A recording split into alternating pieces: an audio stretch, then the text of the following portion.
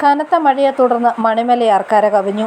മണിമലയാർ കരകവിഞ്ഞതോടെ Manimala town, Manimala bus stand, മൂങ്ങാനി ധർമ്മശാസ്ത്ര ക്ഷേത്രം, മൂലേപ്ലാവ്, മണിമല വെള്ളാവൂർ തീരദേശ റോഡ് എന്നിവിടങ്ങളിൽ വെള്ളം കയറി. മൂങ്ങാനി മുതൽ മണിമല ബസ് സ്റ്റാൻഡ് വരെയുള്ള 1/2 കിലോമീറ്ററോളം ഭാഗത്ത് അരയാൾ പൊക്കത്തിൽ പുലർച്ചെ വെള്ളം കയറി. മൂലേപ്ലാവ് ഭാഗത്ത് വെള്ളം നിറഞ്ഞതോടെ ഇതുവഴിയുള്ള ഗതാഗതം മണിക്കൂറുകളോളം തടസ്സപ്പെട്ടു. 2019 ശേഷം ഇതാദ്യമായാണ് ഇത്രയധികം വെള്ളം ഉയരുന്നതെന്ന് നാട്ടുകാർ പറയുന്നു. ഗതാഗതം തടസ്സപ്പെട്ടതോടെ ഭാരവാഹനങ്ങൾ അടക്കം 6 മണിക്കൂറിലധികം ബ്ലോക്കിൽ പെട്ടുകിടന്നു. സമീപ പ്രദേശങ്ങളിലെ ബൈപ്പാസ് റോഡുകൾ ഒന്നും പ്രയോജനം ചെയ്യുന്നില്ലെന്ന് നാട്ടുകാർ പറയുന്നു. ഇത് മൂലേപ്ലാവ് സ്ഥലമാണ്. വെള്ളം നല്ല മഴ പെയ്താൽ വണ്ടികളെല്ലാം പോകാൻ ഭയങ്കര പാടാണ്. ഇപ്പോൾ 8 മണിക്കൂറുള്ളായി വണ്ടികളെല്ലാം ബ്ലോക്കായി കിടക്കാൻ തുടങ്ങിയിട്ട്. പിന്നെ ഇതിനൊരു ബൈപ്പാസ് റോഡ് ഇല്ല. ഉള്ള 1-2 റോഡുകളെല്ലാം പോയി കിടക്കുകയാണ്.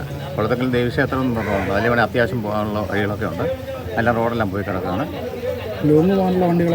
ലോങ് പോകാനുള്ള വണ്ടികളൊക്കെ പാടാണ്. ഇതിപ്പോൾ 2020 കണ്ട് വെള്ളം പൊങ്ങിയ പിന്നെ ആദ്യമായിട്ട് ഇത്രയും വലിയ വെള്ളപ്പൊക്കം ഉണ്ടാകുന്നത്. കേട്ട് ഇപ്പോൾ 6 മണിക്കൂർ മേളിലായി ഇവിടെ എല്ലാവരും ബ്ലോക്കായി കിടക്കുന്നത്. പുലർച്ചെ മുതൽ കിഴക്കൻ വെള്ളം ഒഴുകിയെത്തിയതോടെ ഭീതിയിലായിരുന്നു മണിമല നിവാസികൾ. പുനലൂർ മൂവാറ്റുപുഴ സംസ്ഥാന പാതയുടെ ഭാഗമായ മണിമല വെള്ളാവൂർ തീരദേശ റോഡിൽ 6 റോഡും തിരിച്ചറിയാനാവാത്ത വിധത്തിൽ വെള്ളം കയറി.